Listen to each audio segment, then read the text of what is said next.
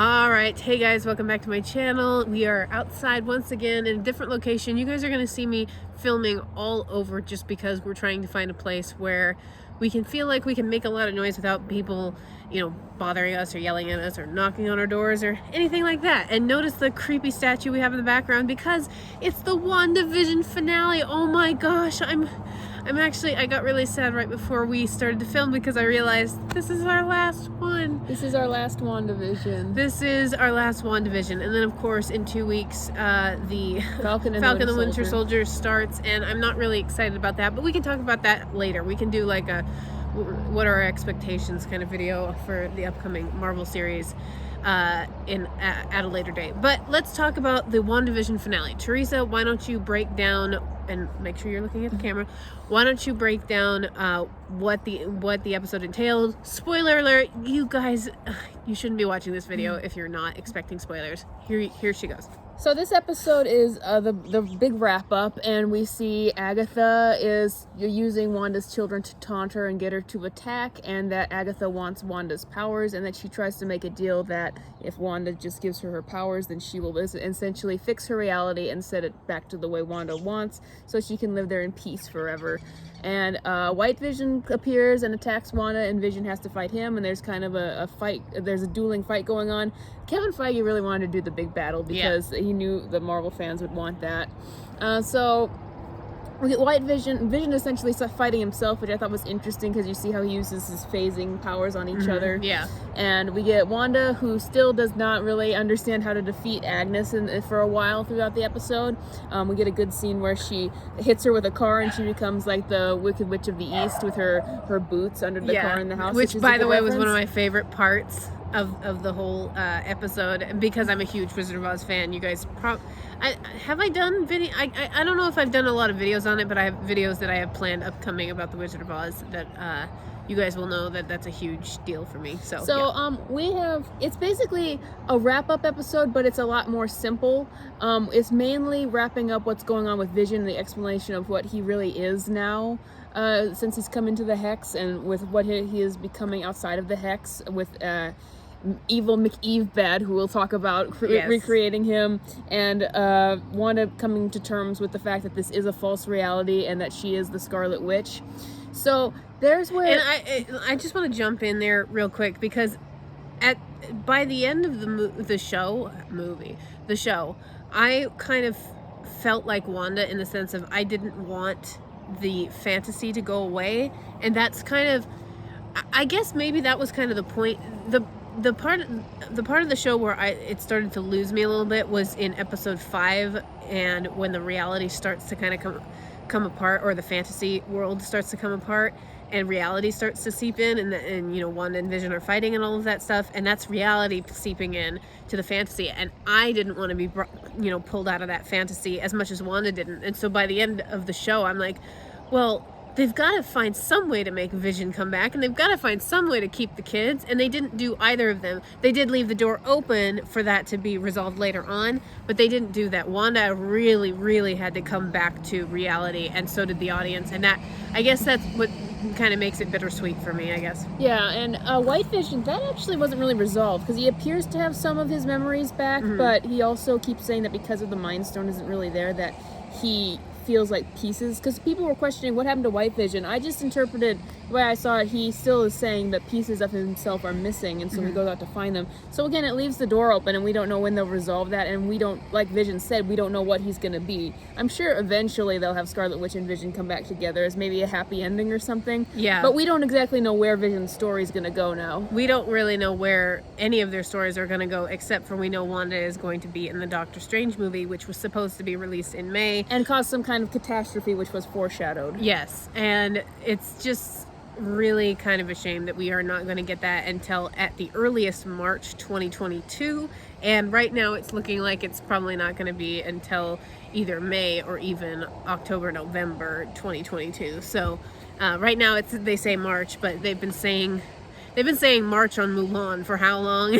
Yeah, I want to move and talk to some of the criticisms of this episode just so we address them. Yeah. So a lot of people feel let down for a couple reasons. Hang on. Let's talk about the good things first. The good things are Scarlet Witch's outfit. They went all out on that outfit. It looks amazing. I'm so surprised and happy that they were able to make it work with the tiara and everything. Let's pause for a second because the sun is right in our faces and I can't see.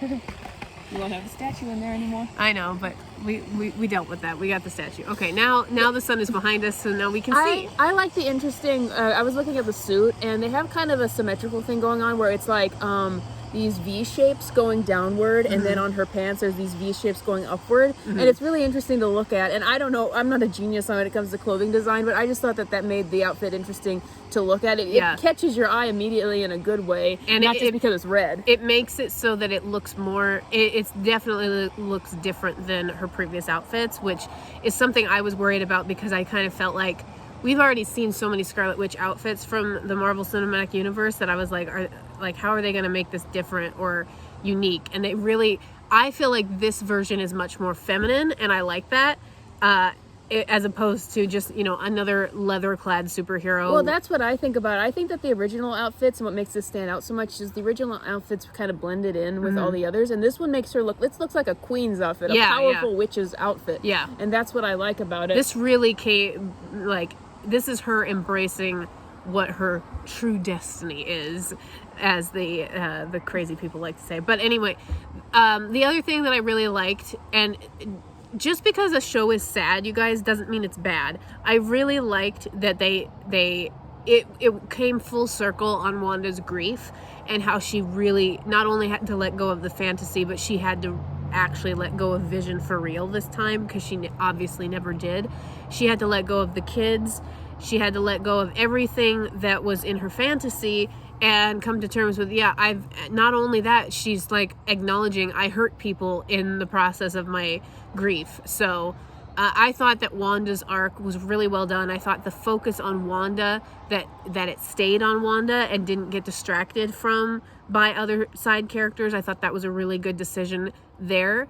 But then that kind of leads us into some of the downsides of the episode, which Teresa can get into. Well, my main thing with the whole series that I have a problem with is Hayward, or as they call him online now, Evil McEefbad. Yeah. He is the worst MCU villain, and here's why. MCU villains are either boring, just one-dimensional, forgettable, or they're a joke. He took being a joke to a whole nother level. People are calling him basically a Scooby-Doo villain, where he all of a sudden was willing to unload a clip of shots on two kids that he had no idea if they were real. He probably thought they were real kids for all he knew. Yeah. He's no development on his real motivations other than being paranoid for what happened with the snap or whatever. Just he's evil because they need him to be evil and they want you to hate him. And then he had pretty much zero motivation to be evil. Their motivation was, he wants power, and I'm like, okay, but what? Okay. And he's so easily defeated, not just physically, but the fact that Darcy is able to just appear and run into him, and then they're like, "You're going to jail," and they take him away. Yeah, you're going to jail, Bart. He's so powerful, and then he can be taken to jail as if he's he shoplifted a store or something. Yeah. It was pretty ridiculous, and he didn't even run away from the scene, or I don't know. It just was really silly. And I think, unfortunately, Marvel writers may end up taking the wrong lesson from that, because they may say, well, yeah, we wanted you to hate him because he was the bad guy.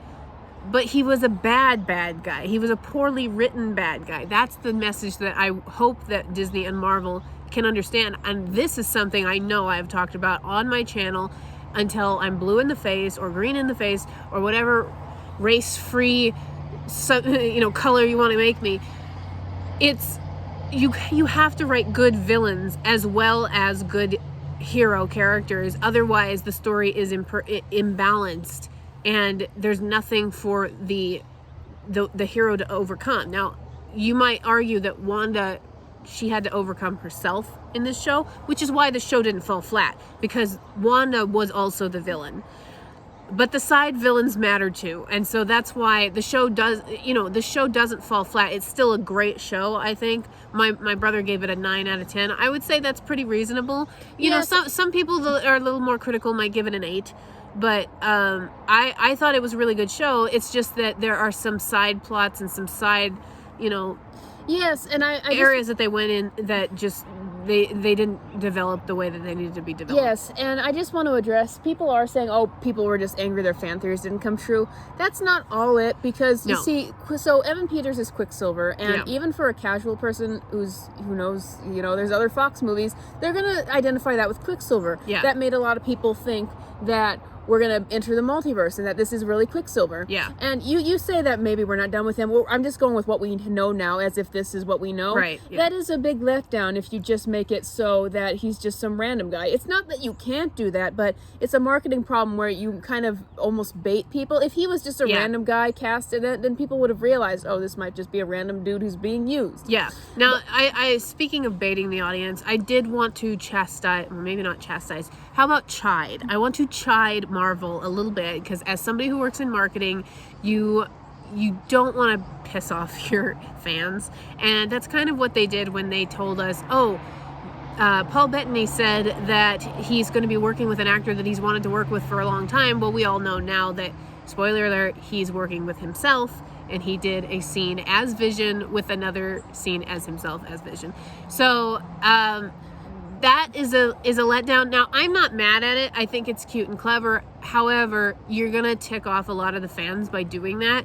And Marvel has a lot of goodwill with fans, so I don't think it's going to be super damaging. But imagine if the Star Wars franchise, for example, did that when you already don't have the goodwill. I just think, why risk your goodwill with your fans by doing that? You need to respect your audience, and that's something that a lot of movie makers these days don't do. They don't care about their audience. They care about what the critics say more than the audience. And so I'm not saying that's necessarily what Marvel did. I think that they thought they were being funny, or that, you know, that they were trolling or whatever the intentions. I would recommend against doing that. Yeah, I do think still that it was some missed opportunities, because when you get into the series first, there's so many references and there's so many possibilities of what's really going on that there are nods to. Mm-hmm. And for some of it, it's just like, oh, Dottie is just a person around town, or Ralph is just the person who Agatha abducted just so she could have a home and live next to Wanda. Mm-hmm. And you don't have to do that, but I think it was a missed opportunity not to have all these little references, and like, if you were going to have those references, to actually have them mean something a little bigger. You don't even have to develop them that much. Just leave the door open instead of, slamming it in our faces, which is kind of what it feels like they did with Quicksilver in this case. I did want to talk about a couple of other positives. I mentioned this in our last video, that when Wanda loses her mind and builds the house and builds Westview in her image, everything is built in like the squares. And that's a direct reference to the House of M comic, because the very first image when you open the cover is Wanda's like head breaking down into squares. And I loved that reference to the comic. And then again in this episode, at the end, when Wanda goes off into kind of like the Swiss Alps, setting to be alone and kind of recover and explore what she really is and all of that.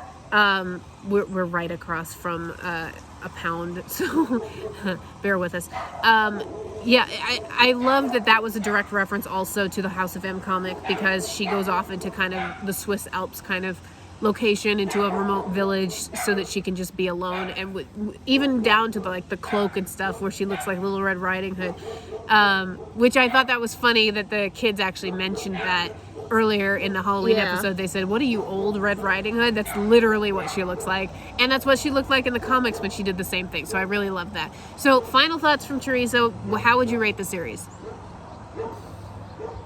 If I was being harsh, for me, I would give it an 8 out of 10, or if I was going really harsh, because some people are pointing out a lot of little things, I'd say 7 out of 10. For me, I'd say 9 out of 10. Yeah. Just for me personally. For me personally, I agree. I would say that. I think that if you're really trying to be a movie or a TV critic, then probably you're gonna have some points taken off for it. But as something for me to enjoy, I definitely give it a 9 out of 10. Oh, yeah. Solid 9 As my out of 10. personal enjoyment, I love this series. Yeah, I love exactly. the weeks of, even if it didn't turn out the way I thought, I love the weeks of speculation, being able to think of what might happen and listening to other people's theories and coming up with your own and pointing out. I mean, I never get this with a show where I'm pointing out, oh my gosh, they had the Beach Boys song "Help Me Rhonda," but it sounds like "Help Me Wanda." Like, I loved all those little things, and so I really enjoyed the show on a personal level.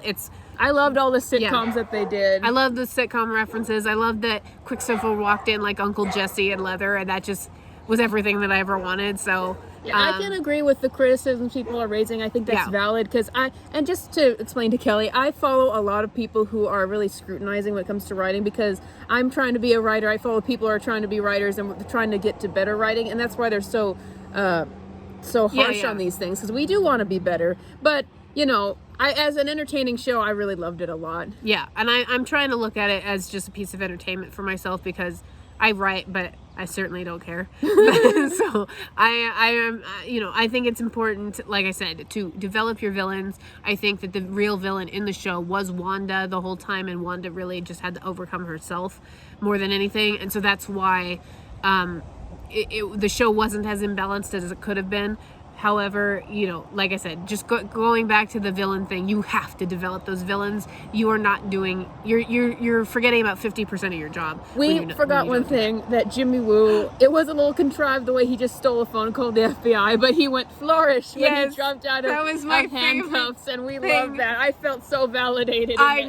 I loved that. I appreciated that the writers actually understood that fans would get that reference and appreciate it the way they did, and I loved it. And so type F for flourish in the comments if you liked the video. Let us know what you thought of the whole series. Please like the video, subscribe to the channel, ring the bell to get notifications, and I will talk to you guys on the next episode. Bye.